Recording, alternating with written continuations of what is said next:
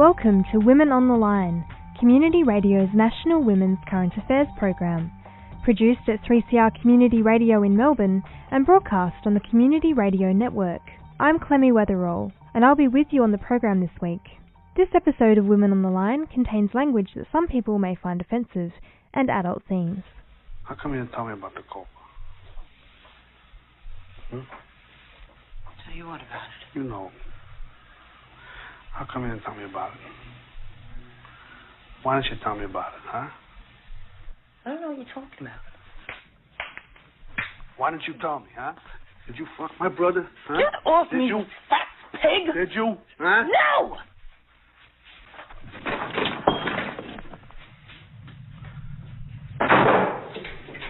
Open the door.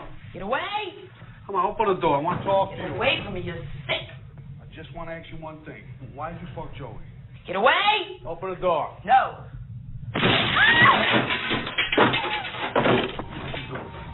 Why'd you do it, huh? Why'd you do it? I didn't do it! Why'd you do it? Why'd you do it?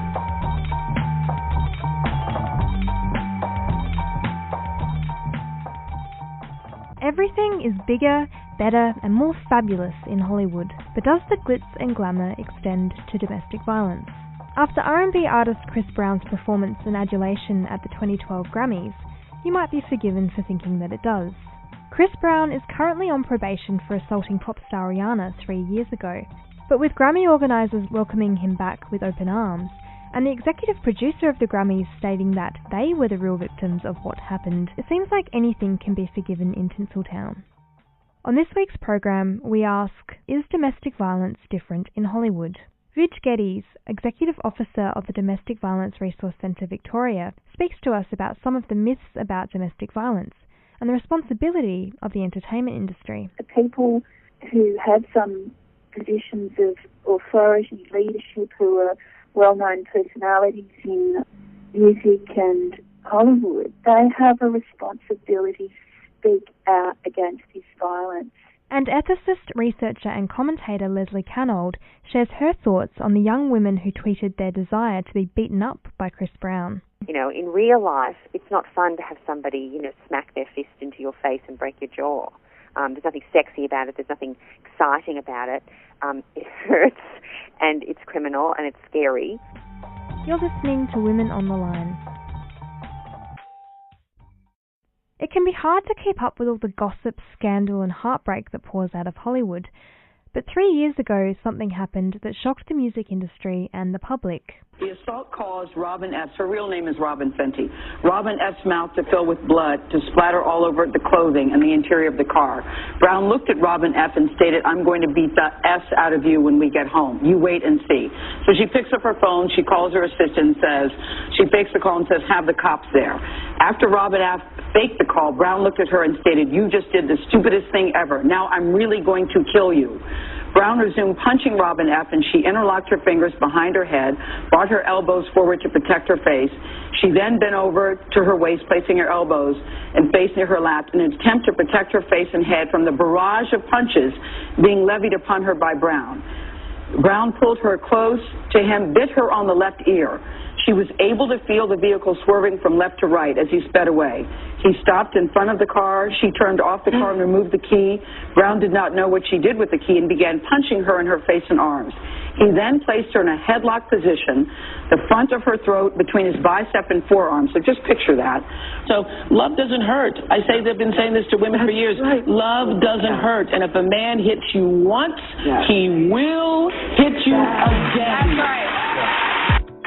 Don't tell me you're sorry 'cause you're not. Baby, when I know you're only sorry you got caught.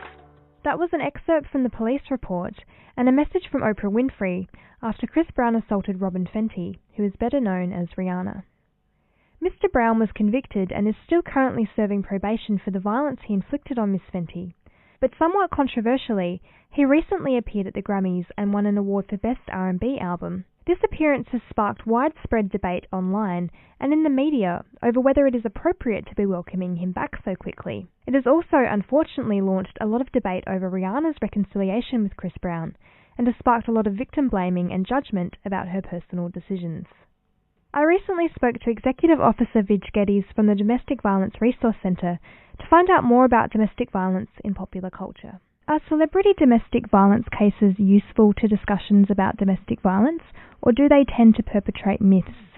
I think they're useful for the discussions because I think they really show some of the extremes of public opinion, and I think they say in the case of Chris Brown, they really demonstrate how much people have condoned his behaviour. So although these are fairly extreme in his case, I think often the same kind of thing is happening in the lives of other men who are not public figures.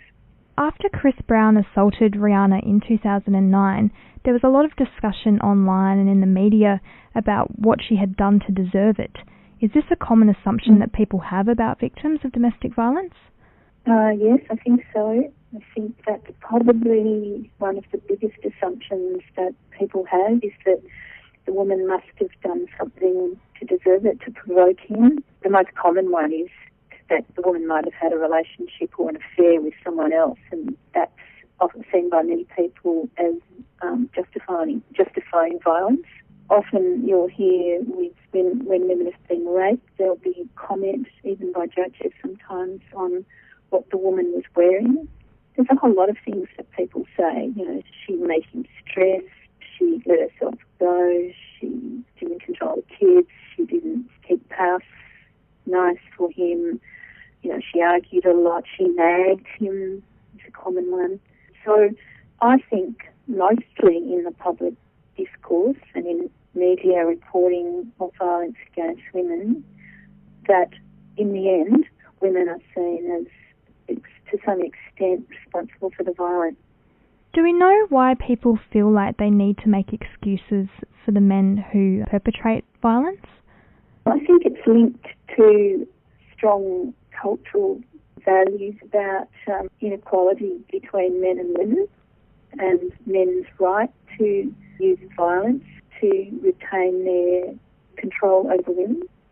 I think it's linked to our rigid ideas about gender and what's appropriate for men and for women. You only have to look at some of the advertising to see in the popular culture what's considered appropriate behaviour for men and women. Hollywood often portrays love and relationships as sort of out-of-control passion fraught with emotion and jealousy. Do you think this affects people's perceptions about what to expect from a relationship? Yes, I do, because people pick up their messages from popular culture, and I think that that's what comes across as normal behaviour. That's how men have some kind of right to control women. He might get carried away, passionate, he might, lose control somehow and assault her either physically or sexually. And I think that's painted as the norm.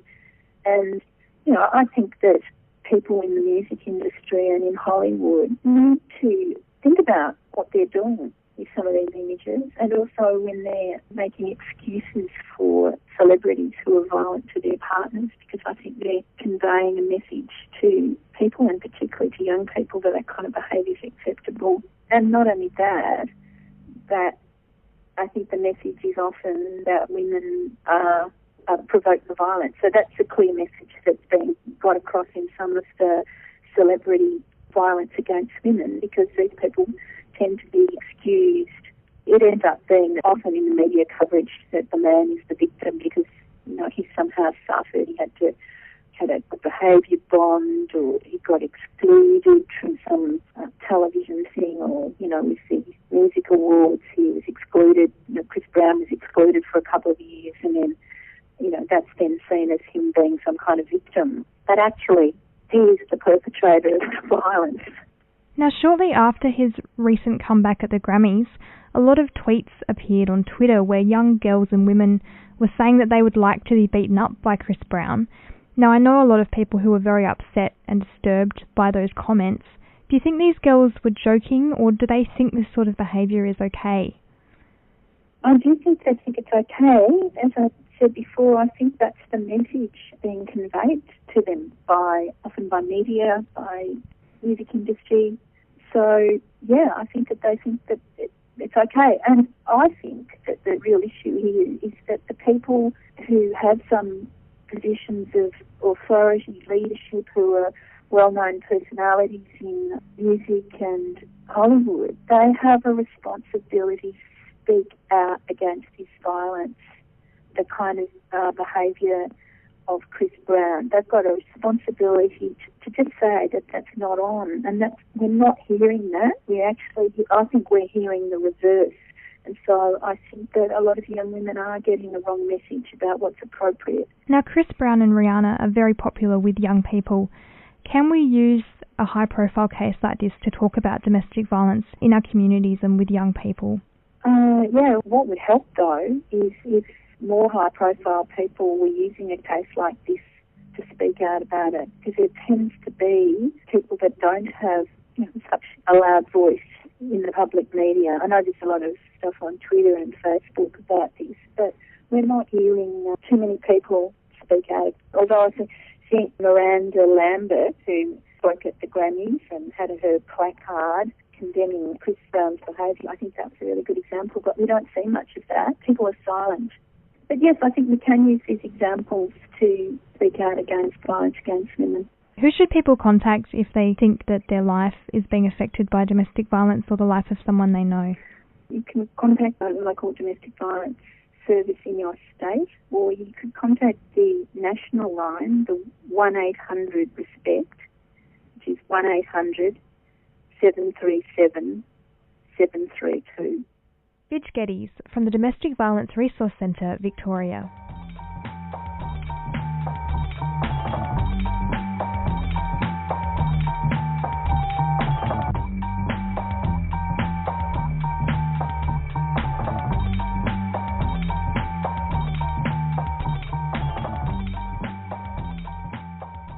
On community radio around Australia, you're listening to Women on the Line. Go to www.womenontheline.org.au to download this week's program. Don't forget you can also follow us on Twitter at #WomenOnTheLine, and you can also like us on Facebook.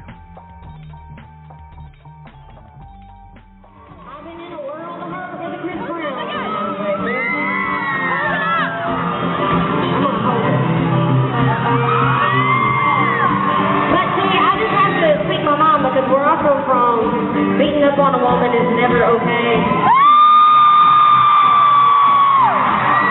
So that's why my daddy taught me early on in life how to use a shotgun.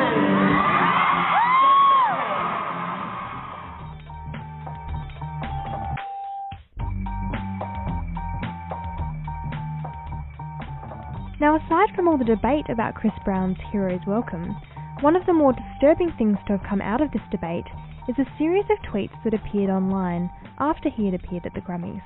The tweets were by younger and older women, and all expressed a desire to be beaten up by Chris Brown. I'm just going to read you a few examples that were quoted in a recent article by ethicist Leslie Canold, and then we'll hear Leslie's thoughts on the subject matter. Everyone shut up about Chris Brown being a woman beater. Shit, he can beat me up all night if he wants. Not gonna lie, I'd let Chris Brown beat me. #SoSexy. #LoveHim. #Don't even care. Chris Brown, you can beat me if you want. Chris Brown, please beat me. I don't know why Rihanna complained. Chris Brown could beat me anytime he wanted to. Damn, Chris Brown, you can beat me up anytime. Chris Brown can punch me any day. Look, I think it's obviously very hard without my knowing any of these women personally to kind of know exactly what's going on in their heads. It's interesting that when I went back to actually check their accounts, many of them had actually closed, and a number of them who were keeping them open were saying, I was just joking. But I guess to me, that sort of tells us something anyway. If women think that it can be funny to suggest that they want to be beaten up, we wouldn't make a joke in our society, I think, about, they wouldn't have said, oh, Chris Brown, he's so hot, I really want him to rape my child, because that would just be totally beyond the pale. But it's clearly not beyond the pale to suggest that one wants to be beaten up themselves. And I suppose, that tells us something about where we are in terms of thinking about violence. But I also started thinking that maybe what these women were really trying to advertise was a sort of depressing idea about femininity, because, the people who usually follow other people on Twitter are people who they know. So maybe their thoughts were that what I'm really saying is to my own far more accessible dating pool, because they're unlikely to actually be chosen by Chris Brown, lucky for them, is that they're saying, I'm a really womanly kind of woman. I even like, a strong man to beat me up. And, I guess to me as a feminist, there's something sort of so depressing and shocking about women, any woman, wanting to make that kind of a broad public statement. But, there it is. Do you think that they're also buying into that real Hollywood myths about, passionate relationships are violent, there's violence involved, there's something more intense about them than a normal relationship? Look, anything's possible, and perhaps that's the case. I guess there's always that gendered element of it. I mean, if it's just about being passionate, is it just as exciting for her to slap him around? And I suppose you never see that either being depicted, or that certainly wasn't the suggestion in the tweets. The women weren't saying, I want Chris Brown to slap me around and I want to slap him around too. So there's still that kind of, gendered element of it, that somehow it's very exciting for a woman to be hit and a man to do the hitting. Now, why do you think that Hollywood and the music industry have been so supportive of Chris Brown's comeback, despite the fact that he's only served half of his sentence? I wouldn't have a clue. I mean, again, to me, I guess the reason I ended up writing about this is because I just was totally mystified by it. I don't understand that at all. And again, you just have to draw the parallel. If he had been convicted of raping a child, would he have been similarly kind of accepted back into the fold? Oh, that's all right, we all, rape children sometimes. It just kind of happens, that's what, a guy loses his temper and there you go. Again, you sort of think, no, that wouldn't have happened. So again, it just is telling us something quite definite about the not-so-serious attitude that we take to violence against women. And, I wanted to test how normal all of this was when I decided to write this piece. And so I consulted this woman named Dina McMillan, who's a Stanford University-trained American who's living in Australia now, and she has quite a lot of experience speaking to women who have been victims of violence. And one of the things she said was, look, nothing in these tweets, surprises me, but I think, it's certainly, there's a lot of subterranean things that are going on there, because in real life, and this just stuck in my head when she said it, domestic violence or sexual violence isn't cute. In real life, it's not fun to have somebody, smack their fist into your face and break your jaw. There's nothing sexy about it. There's nothing exciting about it. It hurts, and it's criminal, and it's scary. And, especially if you feel like you want to get away from it and you can't, or if there's nobody around to help you, or you're really terribly injured as a result of what's happened. So, as you say, there's sort of some terrible disconnect between the reality of what violence is like when you really experience it, and the way it's portrayed, and the way we seem to be acting about it, in terms of acting, as you say, Hollywood's sort of just thinking it's kind of okay to have somebody who has been violent, has been convicted of being violent. That's right, isn't it? He's been actually convicted of. Yeah, he was convicted and found guilty. Against Rihanna, hasn't he? Yeah, he was, and he's actually serving 5 years probation, which he's only served half. So in other words, this isn't conjecture. This is reality. So we definitely kind of have some kind of strange disconnect between the reality of what that's like for the person who's experiencing it, and the way it's depicted in terms of both the person who's doing the hitting and the hittee. Something that also struck me as kind of surreal is Ken Elrick, the executive producer of the Grammys, stated that we, as in the Grammys, were the real victims of what happened. What sort of message do you think that sends to the public and to people who have experienced domestic violence? It's all just the same. I feel like I'm just going to have to keep saying the same thing. I mean, we don't as a society get it. We don't take it seriously. Women themselves aren't taking it seriously, clearly. Therefore, that leaves the enormous number of women, because there are a huge number of women who are victims of violence, a depressing number, a number that I've been told hasn't really shifted very much in the last 30 years. It leaves them feeling as though their pain and their suffering and their terror and the terror of their children who sit around, and often they do have children, watching, their mothers being beaten up, that doesn't matter, that nobody is interested, nobody cares, nobody's taking it seriously, and it's hard to imagine that those are empowering messages for those women to do what you'd hope that they eventually will be able to do, which is find a way out of the terrible situation they're in. Now, Clementine Ford's article in, I think, The Age just a couple of days ago called Forgiving Chris Brown suggested that perhaps Rihanna, as a celebrity and a role model, should also speak out and show that, assault isn't something easily forgiven and it has long-lasting impacts, rather than being seen to welcome him back, which is what we're seeing played out in the media. Should we expect more from women with celebrity profiles, or is that just a slippery slope into victim blaming? Well, I mean, there's something different to saying that it might be helpful, which it might be, than to saying that she ought to. Everyone needs to make decisions for themselves about their private lives. When they're public people, they want to be in the public domain. But certainly I do think the invisibility of women who are victims of violence is not helpful in terms of us being able to understand the reality of it. And that's probably why we rely too much on fake and false kinds of ideas about what it's really like and how sexy and exciting it is.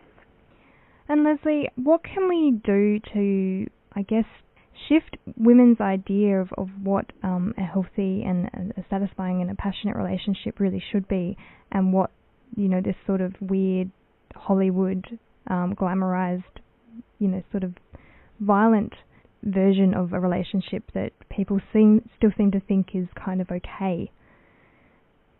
That's a big question. Well, look, life it depicts art depicts life. It circles back and forth. So, in part we can change what we see on the screen by changing who we are, and in part we will change who we are by changes in what we see on the screen. But I certainly think that, we have more than, we know plenty about what we can do to change attitudes in the community about violence and to change the ideas that young women grow up with about their place in the world and their entitlement to be free of violence. It's not really a lack of knowledge, it's a lack of will. And the lack of will is, I think, as you rightly pointed out, expressed in this whole incident with the kind of lightness and lack of interest and concern and the way in which Chris Brown has been treated. So when we take it seriously, when women themselves take it seriously, and I guess for me, that's the most empowering starting point, because that's the bit that women can do for themselves without having to wait for others who currently hold the reign of power and say, control what's on our in our video games and on our TV screens. It's really about women having that kind of sense of self that they matter, because you would rarely find, I think, a woman who says about their friend or about their daughter or about their mother, she deserves to be hit. She deserved a bit of a smack. So he broke her jaw, so he, broke her arm, so he damaged her liver. She deserved it, really, or it was exciting. So it really is about, I think, what we say about ourselves and our lack of self-esteem, and that's something that I think it would be good for us to be addressing in schools. I think relationship information is something that kids have been crying out for ever since I've been a young person at school. We don't provide it. We don't provide good sex ed. We don't provide good relationships ed. We do in some instances, but we don't, as a nation, kind of decide that really matters and that's really important. Our first female prime minister, that might be something that she could take up. I doubt she will, but she could. And more public education, I think, about the unacceptability of violence. I think all of those, if we took a TAC ad kind of approach to this issue, which is, the approach that says we don't really care if we offend you, we don't really care if you don't like it. What we're trying to do here is save lives. I think we could change attitudes overnight. We'd have to keep running them. Those ads don't make a long-lasting impression. You have to just keep running them, but they work. So it's really about, do we have the money? Do we want to dedicate the money? Do we want to dedicate our energy to doing something about this? It's not impossible to think about what to do. It's just a will issue. Leslie Canold sharing her thoughts on the Chris Brown tweets. And you can read her article, Chris Brown Slap Tweets Announce Next Gen of Victims, and her other writings at www.canold.com. That's all for the program this week. The theme music for Women on the Line is Slideshow at Free University by La Tigra.